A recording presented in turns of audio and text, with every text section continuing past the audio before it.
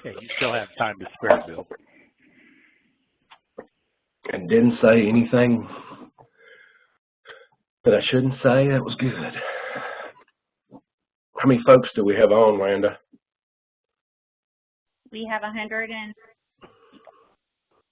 counting. Okay, good. We'll give it one more minute.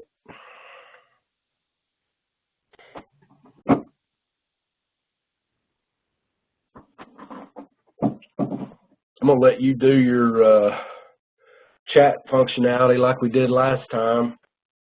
Seems to work pretty well. All right.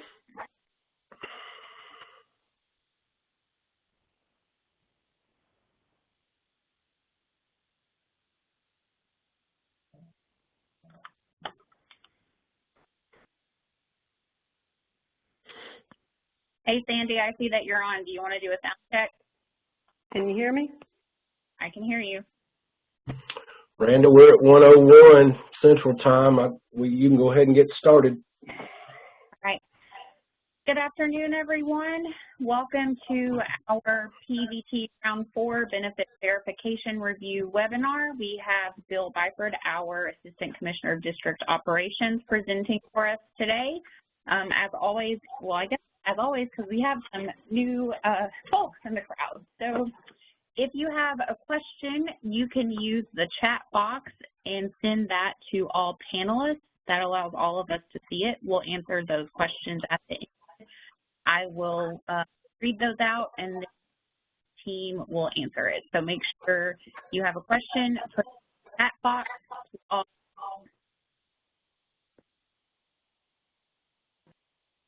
Bill, I'll let you take it away. Thanks, Randa. Okay, guys, thank you for joining today. It looks like we've got several of you on. I know we bumped this up against the Commissioner's Wednesday meeting that she typically has. We apologize for that if that hurt our Director of Schools crowd. We've got attendance personnel. We've got nutrition personnel. We've probably got some Directors of Schools on here today. Glad that you're joining. I will go over the benefit verification review. The first thing I want to say is thank you for the big heavy lift from last week. We've got over 90% of the entire state who have uploaded their requested information. So we want to say thank you for that. And we'll progress into our benefit verification review webinar and update you on the next part of our process for round 4 P-EBT for the 21 school year. Obviously, we hang out in that student readiness column where we're meeting the non-academic needs of all of our students out there in the state of Tennessee. Our mission statement here with our nutrition team is to develop extraordinary school nutrition professionals and provide strategies to increase consumption of healthy school meals. Our guiding principles that help us make decisions are twofold: student-focused and stakeholder-focused. We want to minimize the burden on our district personnel. We know you're working hard out there. Hopefully you are starting to see from our upload process last week that even though that was action, it required action to complete that. Hopefully you're seeing some light at the end of the tunnel with this year's round 4 P-EBT process. And the first part of that process was to upload that requested data. Most of you have done that. We really appreciate it. Some objectives for today's presentation. We want to understand what benefit verification review is. We want to be able to show you some screens and give you some examples of what that's going to look like when it comes time. We want to talk a little bit about overissuance and how we will handle overissuance from previous rounds, show you some display screens on what that's going to look like, talk about rules and responsibilities, and then timelines will wrap us up for today. So, what is benefit verification review? So, any student that's eligible for free and reduced price meals via income application at the local site, via direct certification, via CEP or provision, who has an absence code will populate in a list that will go back to district personnel for validation of COVID-related absences. We know certain school districts were not using the D code. We want to give you the opportunity to do that. We know certain districts were using local codes that we cannot capture in EIS. We want to give you the opportunity to do that. It is just basically another opportunity for school-level personnel to put their eyeballs on attendance information and make sure that it is not, those absences were not COVID-related, and if they were, we want to be able to make that right and make sure those kids that qualify for those benefits actually receive them. So before the BVR, before the benefit verification review, what does that look like in attendance coding? So A codes, excused absence from initial attendance coding. That could include non-COVID related absences, local codes for COVID related absences, or COVID absences with no learning component, which means you didn't use the D code.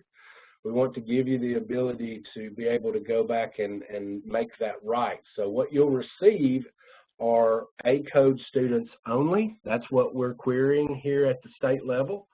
In EIS, and you will receive those back during a block of time. So during that benefit verification review, what's going to happen? So the attendance personnel, including clerks and supervisors, and I'll let you make that distinction at your district, who does that, but you'll be able to make changes to the spreadsheet that we send you back that impact P-EBT records. So if you have A codes, absence codes that you're looking at, and let's just use myself as the example, if Bill was absent on some days and we go back and whether we used a local code or we didn't use a code and the parent came in and said Bill was absent as a result of COVID, here's a verification of that. We want to give you the ability to go back and change that code on our records only. This will not change the attendance record. This will just be changed on our template form. So we want to give you the ability to do that. So when you initially see it on our template form, it will come back to you as an A. If you say that was not just an absence, that was a COVID-related absence, then you can change that A to a C and obviously send that back in to us, and those students will qualify for COVID-related benefits. If you say we don't know or that was not a COVID-related absence, just leave it as is, keep it as an A. The only thing you're going to do is change that A to a C if you are confident that that was a COVID-related absence. If you're not, then nothing changes. You would submit that back to through the portal as the A that it originally came to you as, and we move forward. Here's some examples of what you will see. This is not exactly what you will see. This is not exactly what you'll see, but I have seen some screenshots in the past few days, and it is very user-friendly. So here's an example, and this is what the export will look like in a roundabout way. So you see student ID number, you see the district that we're talking about, you see the school within the district, and you see Alan Davis, Patrick Hanrahan, Joey King, Lori Michelle, and John Sy. Obviously, those folks had some absences, and those are what we're looking at. So the attendance clerks will look at those absences, and if they know that they were COVID-related, they can change those to a C. So the attendance supervisor, and you see our hierarchy over here to the left-hand side on your screen. That starts with me, the assistant commissioner, then we go to our regional consultants, directors of schools, attendance supervisors, and attendance clerks. So obviously in the BVR process, we're talking about attendance supervisors and attendance clerks who have the primary role here. So the supervisor would export the file and distribute those files to the attendance clerks. They will come to you already broken out, so you don't have to do anything, no copying and pasting needed. You will send those to the schools for the clerks to look at and verify and make sure that all those A's are correct, and if they're not and they're COVID related, they can change those to C's. You will collect those from attendance clerks and then upload back into the Servicenow portal.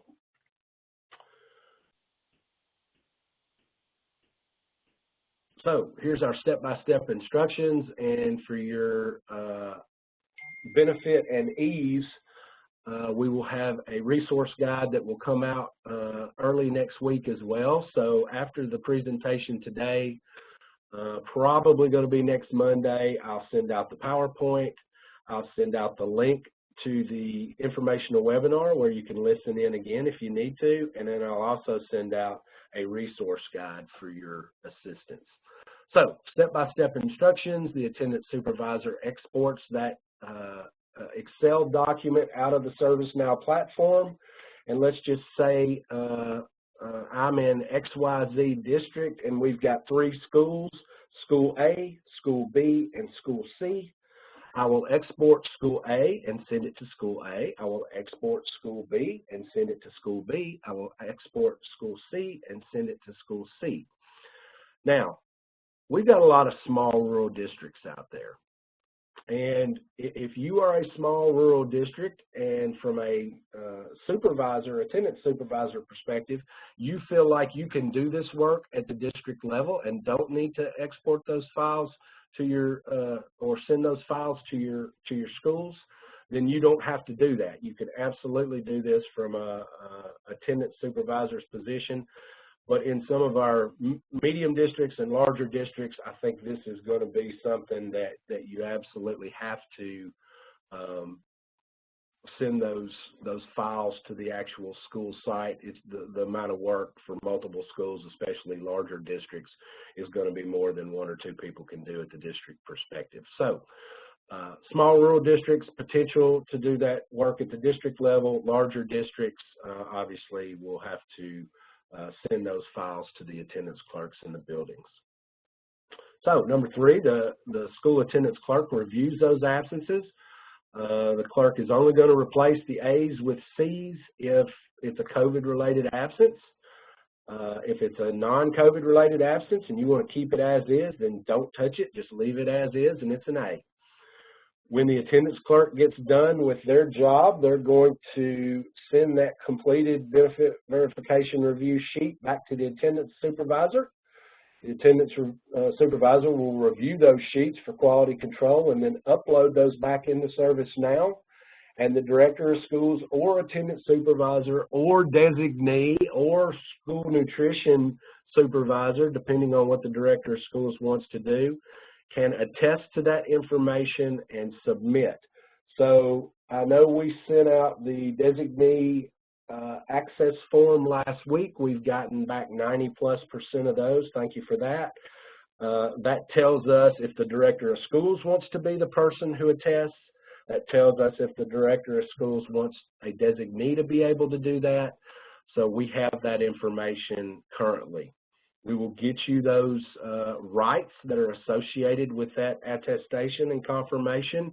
And if your director said, I want my attendance person to be able to do that, then they will have the right to do that. If they say we want our nutrition person to do that, then that personnel will have the ability to do that.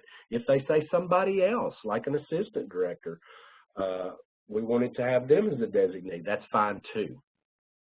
So here's our step-by-step instructions. Obviously, our resource guide will mimic these instructions, but as you can see, it's basically exporting files, sending them to school attendance clerks for their verification, getting those back from those attendance clerks, and then submitting those back into the Servicenow portal with the attestation from the director of schools that the information is correct to the best of their ability. Overissuance.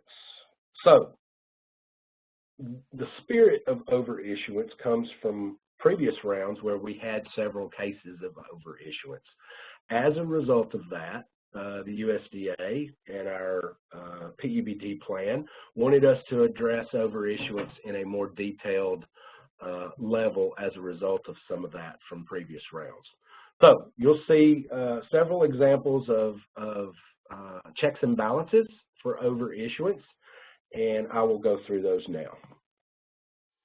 So overissuance is a process to recover or adjust P-EBT payments and correct errors in attendance coding as we go. Directors of schools or designees will confirm any unusual benefit amounts like examples that follow, and these checks are the last step in ensuring accurate benefit amounts for students at your school. Let's look at some screen examples, and the first overissuance hurdle that we must overcome is if you have a student that has received 30 consecutive days of P-EBT benefits. We will not see a lot of this, and you probably may or may not know students in your system who have received benefits for 30 plus consecutive days. So we feel like this particular overissuance mitigation strategy will not be a real heavy lift. So if you see the screen, you see the state student ID, you see the district that we're dealing with, Shelby County, you see the Shelby County schools, and you see Allen Davis. Allen Davis accrued benefits over 30 or over 30 consecutive days worth of benefits, and all we're asking you to do is say, yes, Allen Davis had a real bad case of COVID. He was out for 35 days, and that is correct to the best of our ability, and give it a check mark. If you see that Patrick Hanrahan is chronically absent, and maybe we coded him incorrectly and gave him an absence code versus an unexcused absence code, then this is your time to say, nope, he's chronically absent, and Patrick is not going to receive a benefit, so there would be an X involved there. The director of schools or the designee will have the ability to go in during this time and fill this form out, and basically they're not filling anything out. They're putting a check mark or an X. Check marks are yes, good to go for the benefit. X's are nope, this child was not out for that consecutive amount of days for COVID only. 30 consecutive days is our first mitigational strategy for overissuance. So here's our step-by-step instructions. Attest if these absences are COVID related or not. Is this child, some questions you could ask yourself, is this child frequently absent? Was the child diagnosed with a serious case of COVID? Do you need to confirm with attendance personnel in some of these cases? I would think maybe you would if you were the director of schools. So attendance personnel will be utilized in this process as well.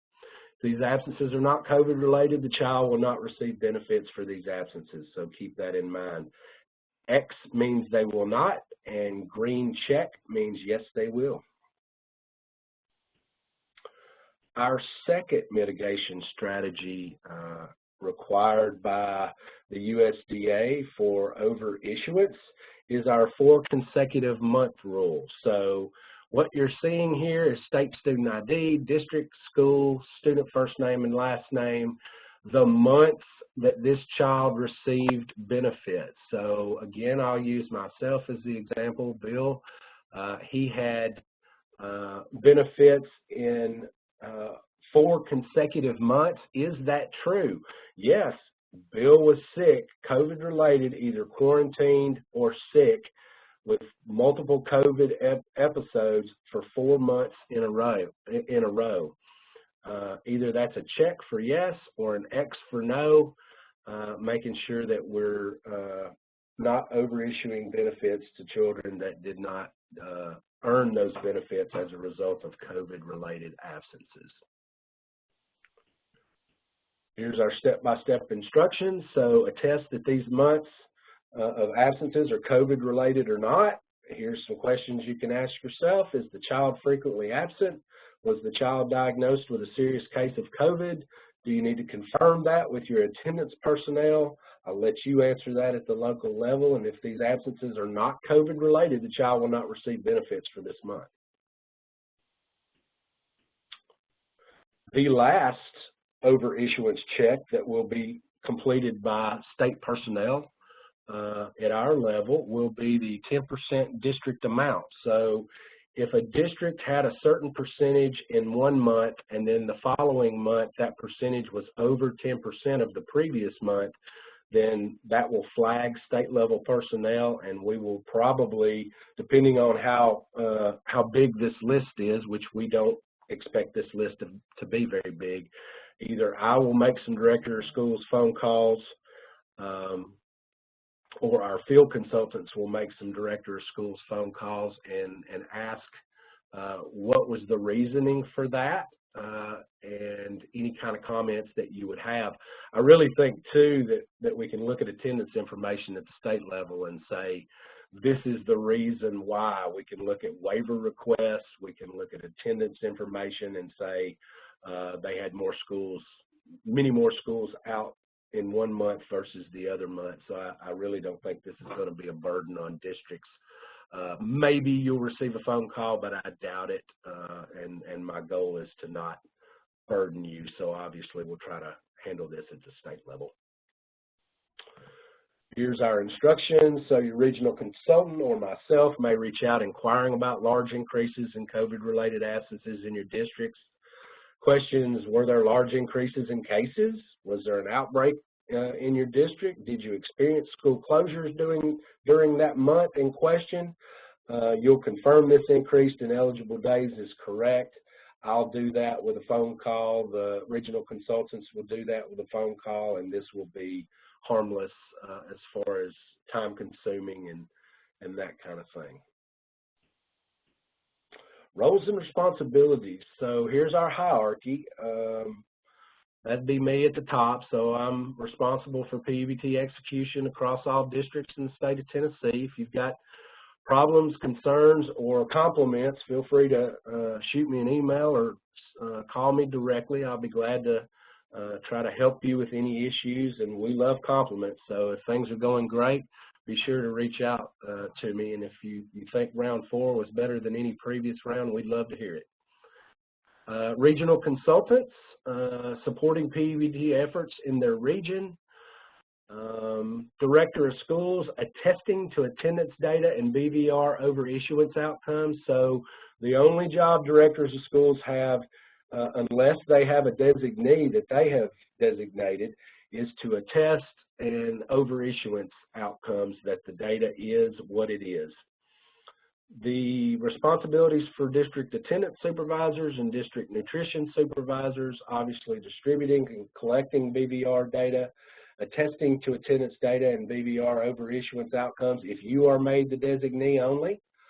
And then our attendance clerks who are out in our 1,800 plus school buildings in the state of Tennessee, where they're going to validate for the benefit verification review and say those absences are correct as they are as an A, or we're going to change a few of those A's that we know are COVID related or that we use the local code on and change those to a C. Here's our timeline of events. So our first benefit verification review cycle will be March 14th. So obviously we have uploaded the months of August through either the end of January or early February, however you did that in your district. We'll be looking, I believe, in the first BVR at August and September only. We obviously don't want to overburden you in the districts and in the schools with throwing all that information at you at one time. So we're going to start with August and September, knowing that those first few months were probably larger months for COVID-related illness and attendance issues as a result of that. So obviously March 14th we'll start our first BVR cycle. I'll show you some visuals here in our next slides, and we've really worked hard to try to get you as much time as we could to go through this BVR process, and we feel like we've done that. So March 28th is our second BVR cycle. Our first over issuance check will be April 11th. Then this is the all-important April 17th deadline for any NSLP applications for eligibility, if you've got kids out there who haven't filled out an application by that date, they will not receive benefits starting in August all the way up and through the year. If there are applications that come in after April 17th, they will only receive benefits past the date that they signed up. So make sure if you're a non-CEP district that you've got all the applications that you can muster by that April 17th deadline, and those children will be available for retroactive benefits and eligibility from August throughout the year. Then you see your third BDR cycle, April 25th, your fourth on May 16th. There's our second over-issuance check on May 16th, and then benefits through April are distributed on May 30th. Here's our visual. So when I look at this slide, obviously at the top is the first box are Nslp uploads. So we feel like the first Nslp upload, the one that we just got through with, it started, the portal was open from February 10th to February 18th. We feel like that's going to be the biggest one of the year. So you can check that one off of your list and give yourself a big old pat on the back, thinking that, man, that was something that we did. It took action to do it, and knowing that there will be no other uploads that rival that particular upload this year. Then I look down within that first box, and I see 4 different opportunities for uploads. So we've done the first one. We'll have another opportunity April 18th. We'll have the third opportunity on May 2nd, and then we'll have a cleanup opportunity in July that we will determine as soon as we can. So there are 4 opportunities to upload throughout the year. And you'll see who's involved in our hierarchy up there. That's our attendance clerks, that's our nutrition supervisors, and our attendance supervisors. Those are folks that are involved in that process. In the middle of the screen, there's our benefit verification review. I see 4 opportunities through the year from now to the end of the year where we'll have benefit verification reviews. Those will be supervisors and attendance clerks that are doing the heavy lifting there. We'll have a cleanup opportunity in June, and that's to be determined as well. Then when we look at our over-issuance checks in our third box, obviously I'll do one of those checks at the state level. That's me up top there. And then your director of schools and your supervisors or designees will have the ability on the over-issuance twice, with 1 cleanup in June.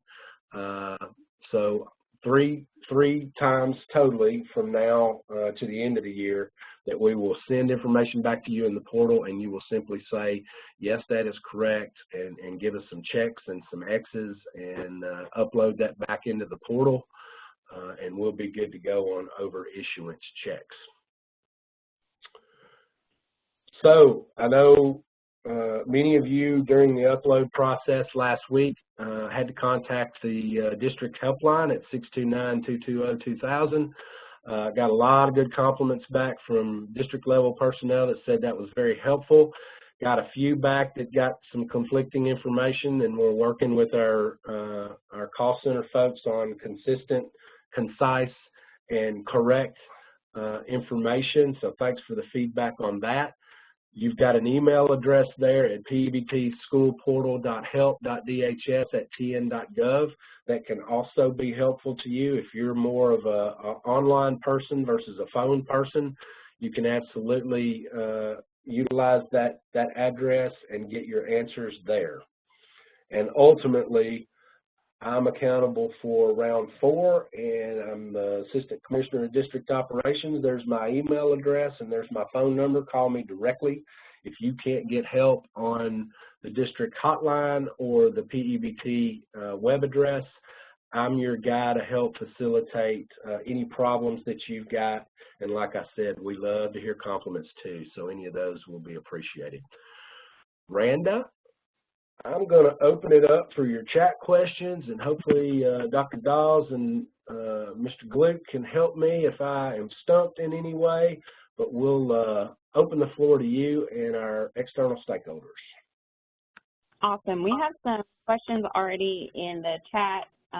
It looks like a tree's getting ready to be cut outside my window, so hopefully that doesn't interfere with our sound.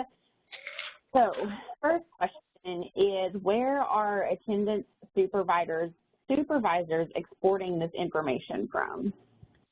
So the Servicenow portal is the portal that we're using, and we've gotten contact information and access information for hopefully everybody at this point in time.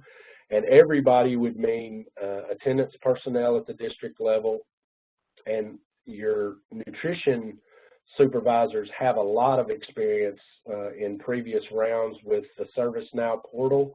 Obviously, you can ask them for support there. We will give you a web address in the resource guide for that. And yeah, Servicenow platform. How do they get access to the Servicenow platform?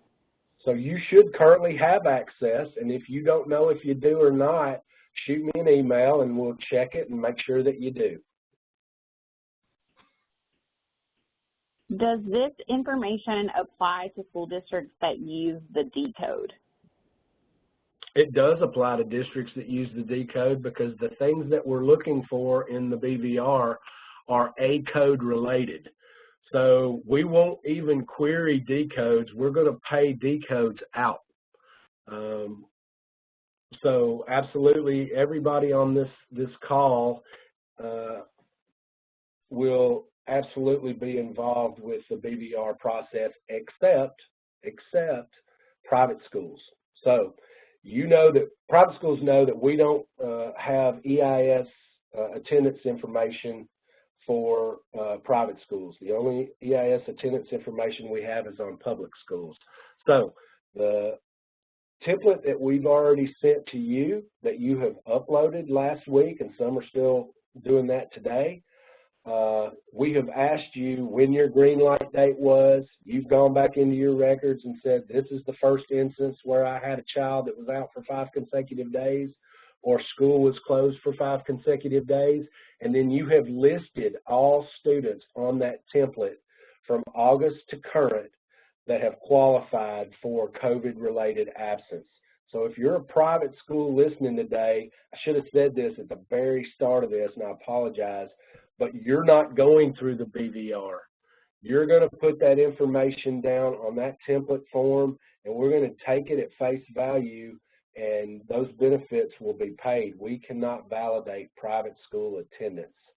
So that is the one caveat to the BVR. The BVR is for publics only. Private schools that we don't have access for attendance information, they are not part of the BVR. Who was the access form sent to? I think that's referring to access to Servicenow. Yeah, so there's a couple of different access pieces here. So we've got nutrition folks who need access. We've got attendance folks that need access.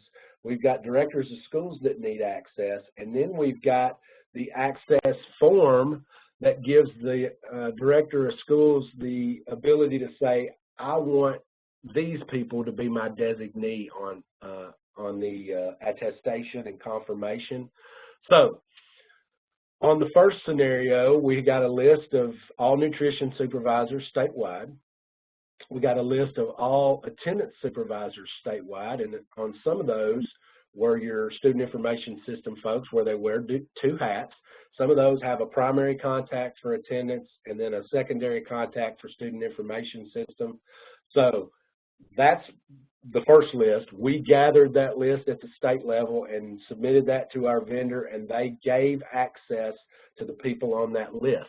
What happens when you are granted access is you get an email from the state, and they give you your credentials as far as accessing the portal.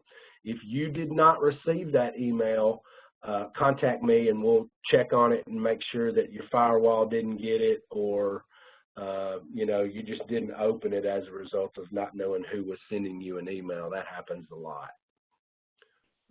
Okay, this is about an eligibility question. It says, what about eligibility carryover from school year 1920? I understood that if the student was eligible school year 1920, then that eligibility has carried over. They don't need to complete a new application. Is this correct? Sandy, help me on the application piece. Okay, would you repeat that question, Randa? Yes, it says, what about the eligibility carryover from school year 1920? I understood that if the student was eligible school year 1920, then that eligibility has carried over. They don't need to complete a new application. Is this correct? That is correct, yes. Carryover still, those students are still eligible for free and reduced meals and do not need to complete another application. There's a request to go back to the screen with dates and deadlines. Okay, I can do that. Sandy, I want to follow up on that last question. So if they're carried over and they're eligible for free and reduced lunch, does that make them eligible for P-EBT benefits as well? If they meet the attendance criteria, yes, they would be. Thank you. Is that the slide we're talking about, Randa? Yes, I think so. There's all your dates there. So, for instance, in the middle column where benefit verification review is, that first window you'll have from March 14th to March 25th. You don't need to do anything. If you've uploaded your requested information at this point, you've got no action items right now until we send you your BVR on March 14th, and we will alert you that it's there. And then during that 11-day window, you'll be able to export those forms out of the platform, send those to your school level clerks if you're a large district, have them put their eyeballs on it and make sure that it's correct. They'll send it back to you. You will upload it and have your director of schools or designee attest that it is correct. And then you see the other opportunities throughout the year. BVR number 2, March 28th through April 8th. BVR number 3, the 25th through the 6th. And BVR number 4, May 16th through May 20th. That one should be very small.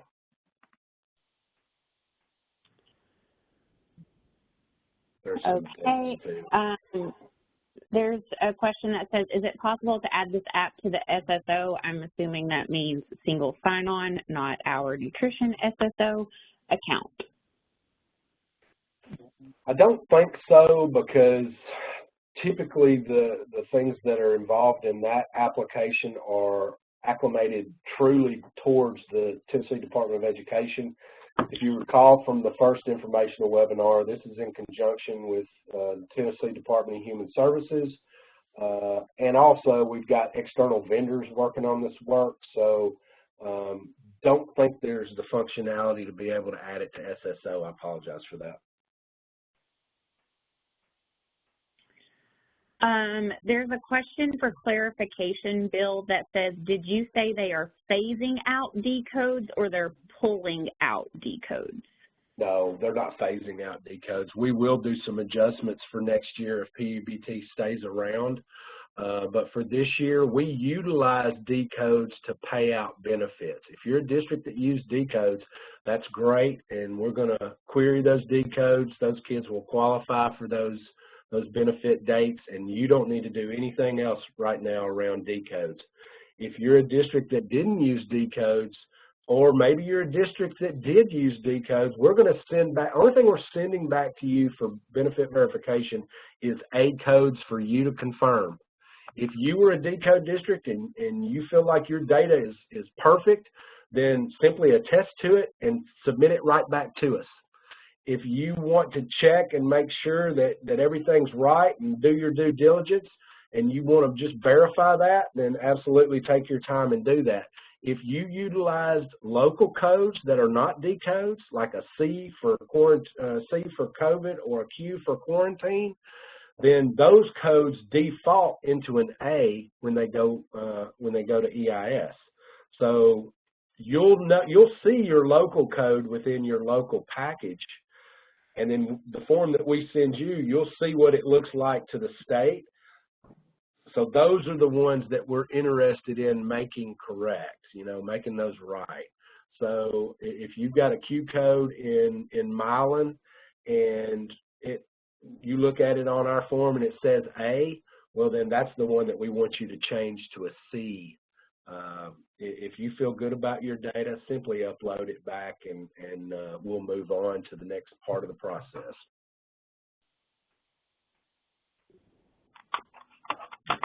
On the last upload for May through end of year, how does this nutrition supervisor download direct certification students for the month of May? Are downloads only students that have new absences?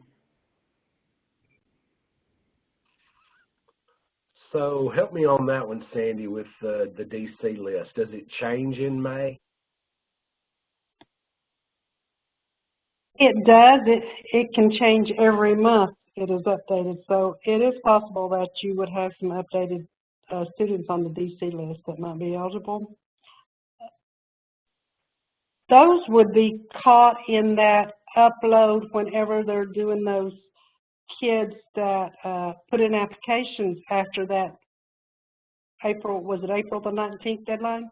April 17th. Yeah, I think those kids in that May DC list would be caught in that upload time frame. I hope that answered your question.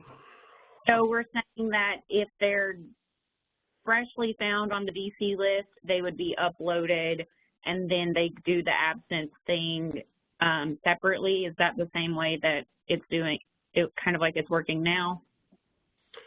So if your upload, obviously you've got some additional kids on your upload, and then they have some absence codes moving forward, those will be part of the BVR.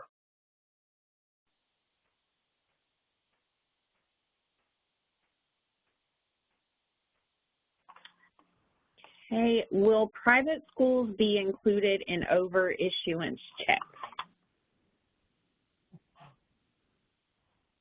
That's a great question. I don't think so, because the information that they're giving us is pretty much, we can't validate it at the state level, so we're taking them at their word that it is correct. I know for a fact on the 10% over issuance, I will be looking at that. And if it goes over 10% month to month, I will be making some phone calls and just validating the fact that, what happens to make those numbers go up like that. But I don't know. That's a great question. I'll get that answered, and we'll put that on the Q&A.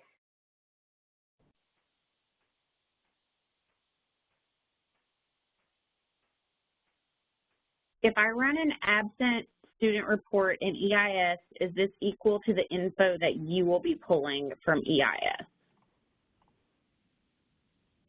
It should be.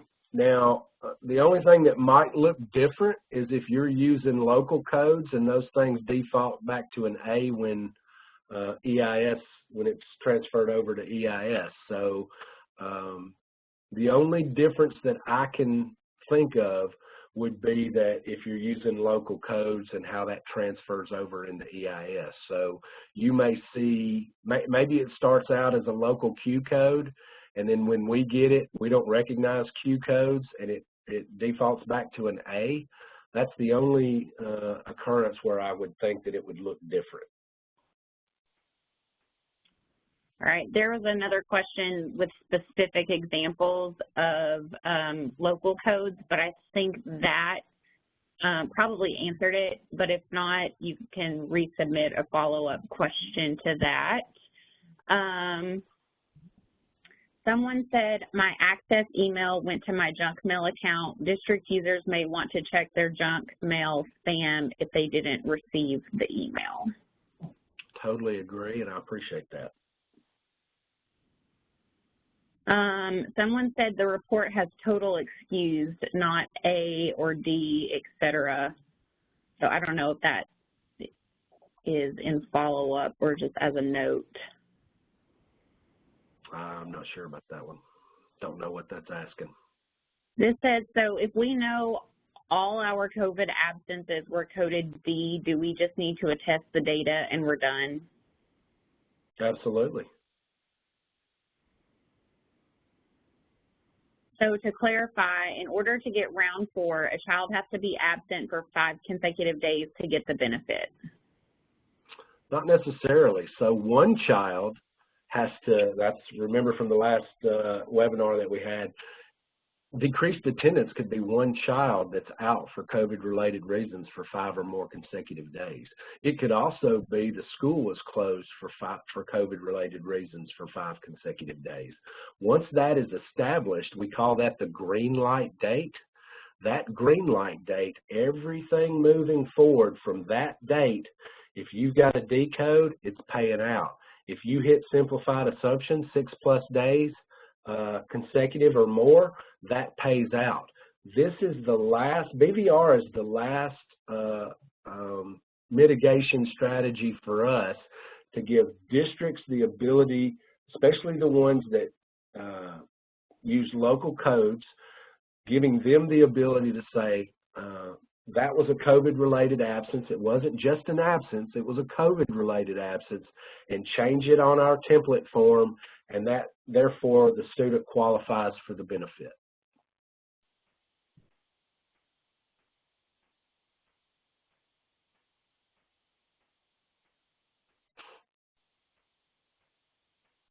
Is there any headway on a report out of EIS, maybe through data reports that list the D code? From what I've been told, this can only be found by going student by student in EIS. This would help us confirm the SIS matches EIS, or will this be viewable in Servicenow?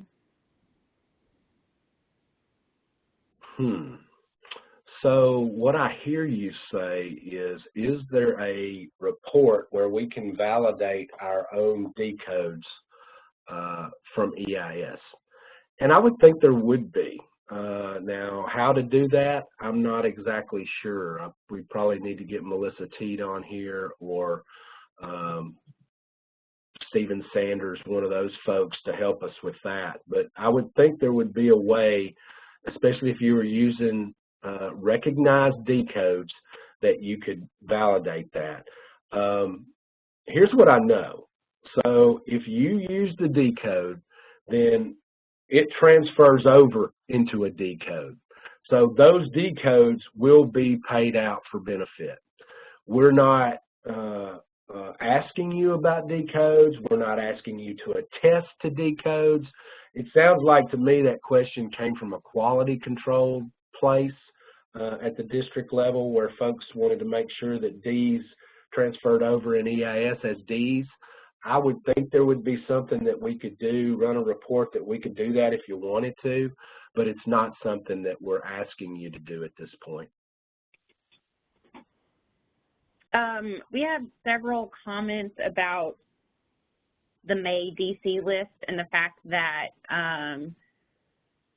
it's not available until later, and it has all the students for the upcoming following year.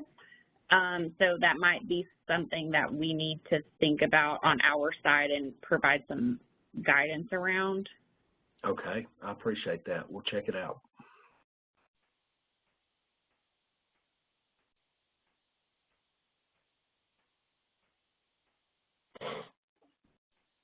To clarify, is the Servicenow portal the same portal where we uploaded the list of certified students? It absolutely is. Let's go back to that last question before the portal question, Randa. Would you read that one again? I had some thoughts about that. The one to clarify, is the Servicenow portal the same as the portal where we uploaded the list of certified students? The one before that.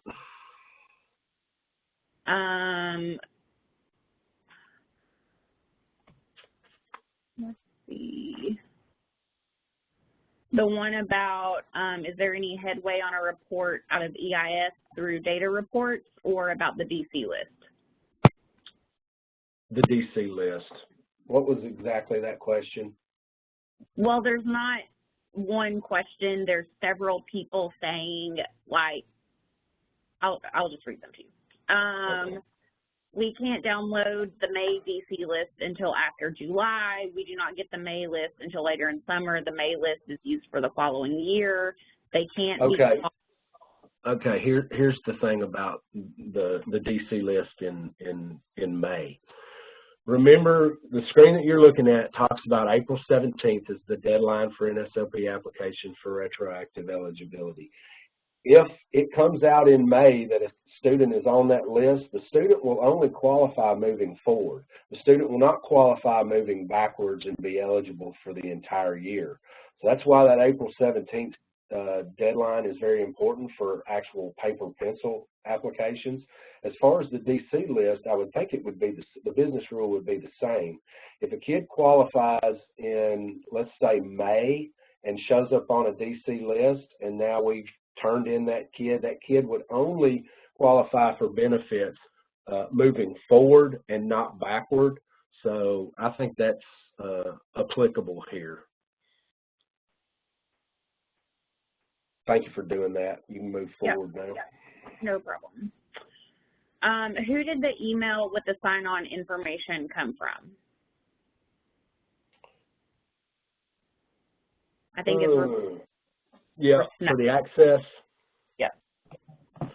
So let's see. There were several folks on the DHS team that could have came from. Looking for his name. So it would be from @tn.gov email address? It would be from a tn.gov account, yes. I don't know. I have to look that name up. I don't have it readily in front of me. Where is the district file located on the Snow platform? So when it's available, it will be bells and whistles and asterisks, and you won't have a problem finding it. It's not currently ready, so if you're looking on that portal and you don't see it, it's because, you know, we're building the plane as we fly it. So when it becomes available, we will communicate where it is, how to get there, and all that good information. Can we enter a second upload if we missed any students who are eligible through February? Absolutely. You'll have to wait until the upload timeline becomes available. The portal will not accept it just any old time, but you know, you can, if you've missed any deadline, you can utilize that next date for upload, and you can absolutely do that.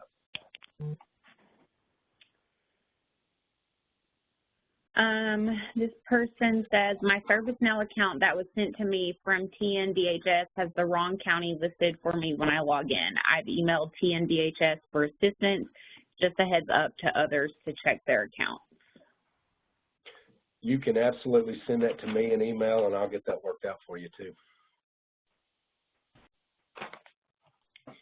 If we had a student out quarantined, but they did not meet our COVID attendance requirements some days, but did other days, do they remain unexcused absence for the days they did not meet the requirements? Then they do not receive benefits for those days? So if it's a current unexcused absence, you won't get it back from us. The only thing you'll see in BVR is absence codes. So you will not see any unexcused absence codes. So yes, they will stay the same.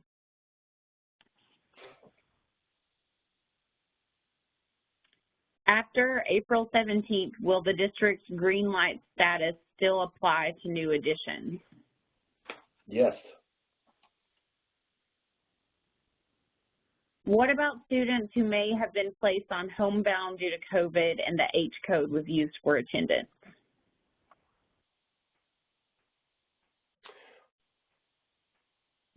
That's a good question. I don't think we're looking for H's. If you'll send me that question in email, we can get you a response.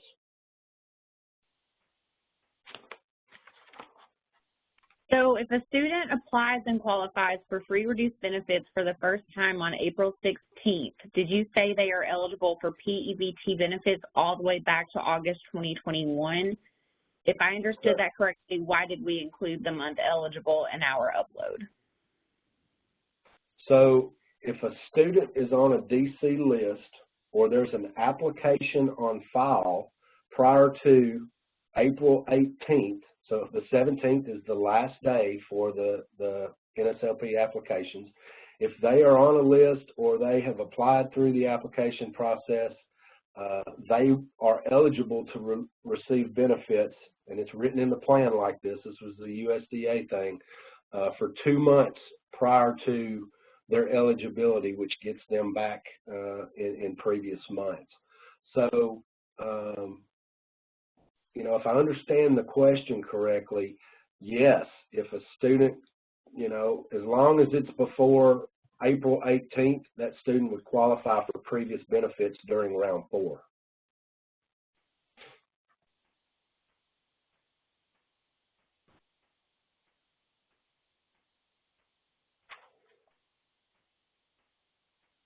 Another question in that same vein, but back to the DC list. It says if a kid is DC eligible on April 20th, but is quarantined on April 25th, by not using the May list, we would deny benefits to those students.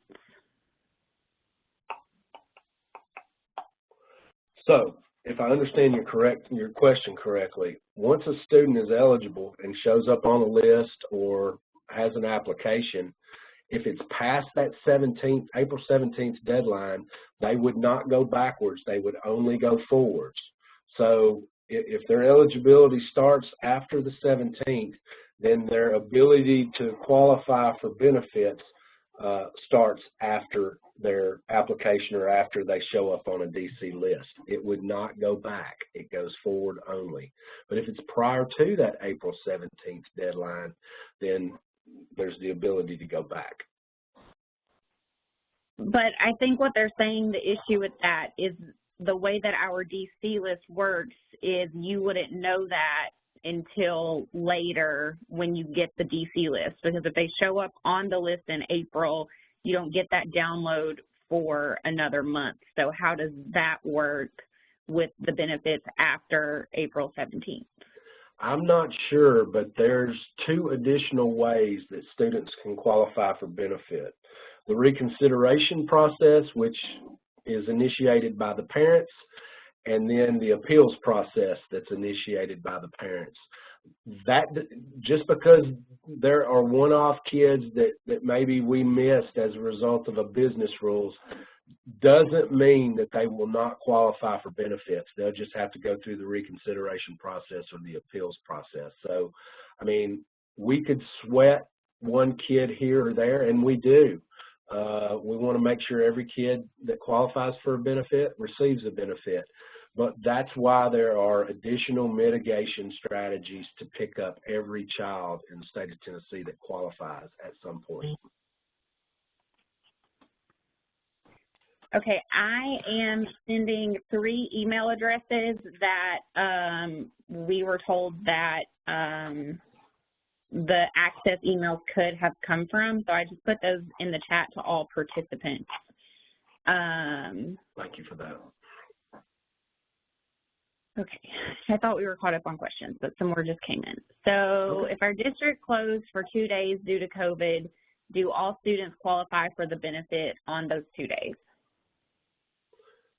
So obviously we'd have to meet the green light date, number 1. And all kids, the only way all kids qualify for a benefit is if your CEP and your district has closed. So every kid would qualify for a benefit in that scenario. But if you're a non-CEP district, there's never going to be an occasion where every kid qualifies for every occurrence. If the school is closed, the kids who qualify for free and reduced lunch receive those benefits. So there are a couple of different scenarios there, but really the only scenario where every kid qualifies if the school is closed is the CEP school or district scenario.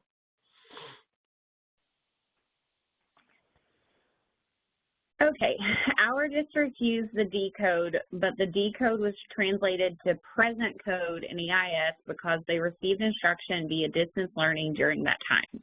Will we receive the number of days each student is assigned the D code so that we will know how many days each student is being counted with the D code? It sounds like we will only receive our list of absent codes. That is correct. You will not receive any information on D code kids. Now, if a parent comes to the school or the district and they say, we want to know, we want to verify this, then I might make a phone call. Consultants might make a phone call and we'll, figure that out. It's almost like an appeal situation, but you will not receive information on how many D codes that a child has or how many D codes you've put on your attendance at the local level. We're paying those D codes out. If you said it was a D code, then we're taking you at your word that it was a D code. We're going to have you attest to it, but we're taking you at your word that that is correct. If you put D, we're going to pay out on $7.10 benefit a day for those D codes after the green light scenario is hit.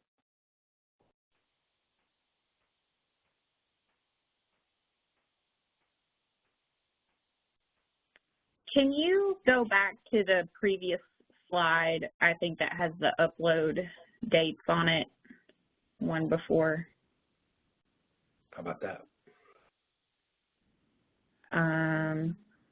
Upload newly. In the first box, those are your upload dates. So February 10th through February 18th is the one we just finished. There will be an April 18th through April 22nd for just the months of whatever you did not include in February through April. That third upload will be from April 17th, that date forward to April 30th. So you can see that those two uploads are really small. Okay, so this I think is where the confusion is coming from around the DC list. Okay. If we have an upload window from May 2nd to May 6th for students who became eligible in April, those students will be on the April DC list, which comes out in May. So I think there is a concern that maybe that they won't be able to get those kids from the list within that May 2nd to 6th window. And that's where the DC list concerns with April and May are coming from. I think that's the issue of the timeline for when that upload is. Okay, I appreciate you raising that concern, and we'll talk about that internally and see if we need to adjust. And there's been several messages around that, so I think I took the information I'm getting and have put it correctly now. So if not, y'all keep sending in comments and we'll try to get it figured out. Our district uses CV as the COVID code. Will they be reflected in your reports as A's? Yes, they will. For the appeals process, who will receive the request for verification, attendance personnel, or the nutrition office? So I think that's CEP, non-CEP related. So if it is a CEP district, it's probably going to be the attendance supervisor. If it's a non-CEP, it'll probably be the nutrition person.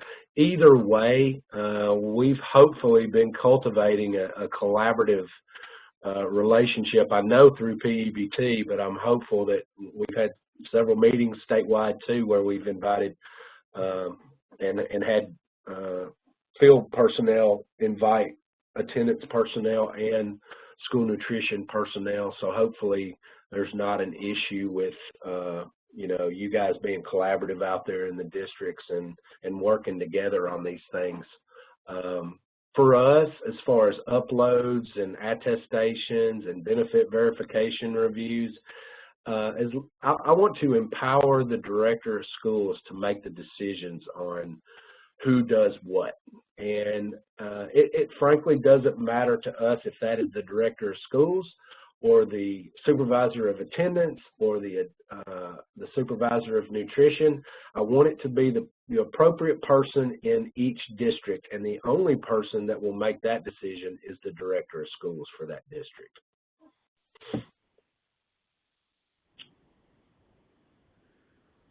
There's a request to get a copy of the steps that have been mentioned because I missed the first part of the presentation. Just so you know, we are recording and it will be available early next week. Yes. What if our district went to a hybrid AV schedule and we're CEP? Will students receive benefits for the days their group is not in school? I don't think so on that. Let me research it though, because they did miss a meal, and we'll get back to you on that. Make sure we're writing those down, Gary and Sandy, and we'll follow up on that one. So if a child missed one day due to COVID, will they get benefits? Let me go back to that one, Brenda. Let's hold a spot right there. So my understanding on those hybrid days is, even though they're at home, they're learning. So they would be counted as present. If they're counted as present, then in reality, they're not being seen as missing a meal. So you know, I'll make sure to check on that, but I don't think that hybrid situation is going to garner a benefit, but we'll make sure to check that. Sorry about that, Randa. Go ahead and move to the next one. This is the last one that we have right now, and it says, so if a child missed one day due to COVID, will they get benefits? One more time, Randa. It kind of faded out on me there. If a child missed one day due to COVID, will they get benefits? If they miss one day due to COVID and it is the D code is utilized and the date has been established for the first 5 consecutive days, the green light date has been established, then yes, that child will receive a $7.10 one-day benefit.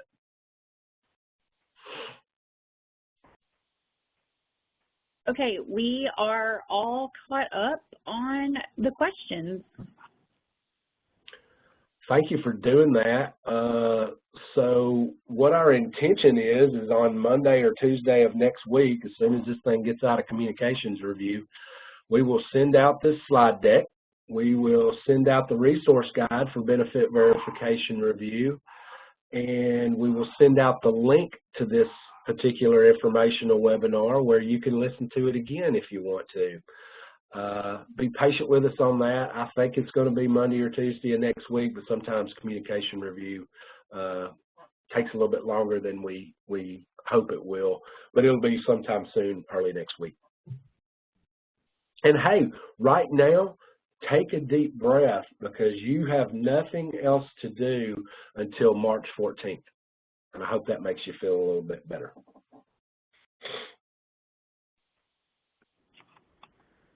All right. So we want to thank you for joining again today, from our State Director, Dr. Dawes, from our Field Consultant and P-EBT Lead, Gary Gluck, and myself, Bill Byford. We appreciate you attending today. If you've got any follow-up questions or any issues that you've got, here's my contact information again.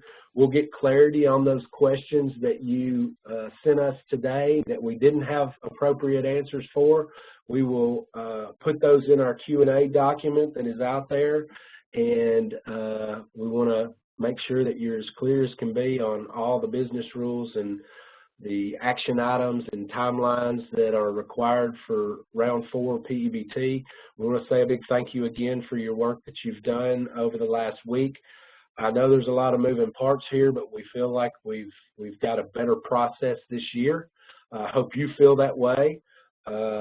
But until the next time, we appreciate everything you've done and reach out if we can help you. Thank you for Hey, Bill, attending there was today. another question that came in, and what if their spring break is the week of March 14th?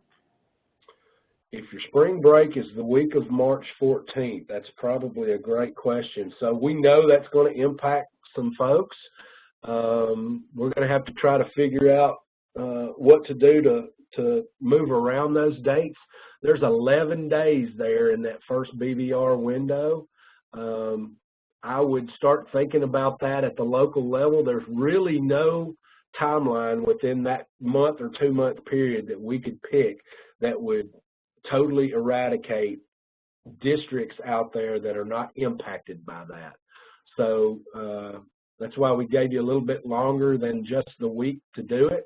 And again, depending on your situation, some of those BVRs are going to take longer than others, depending on if you used the decode or you didn't, if you used local codes or you didn't. Some folks are simply going to turn that thing around and say, we're good with the data that we've got, and they'll upload that back. Some other districts want to take more of a critical perspective of that data.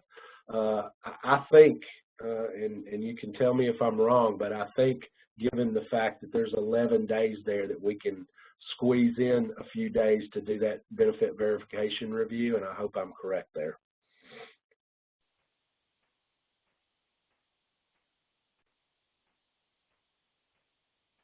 Is that it, Randa?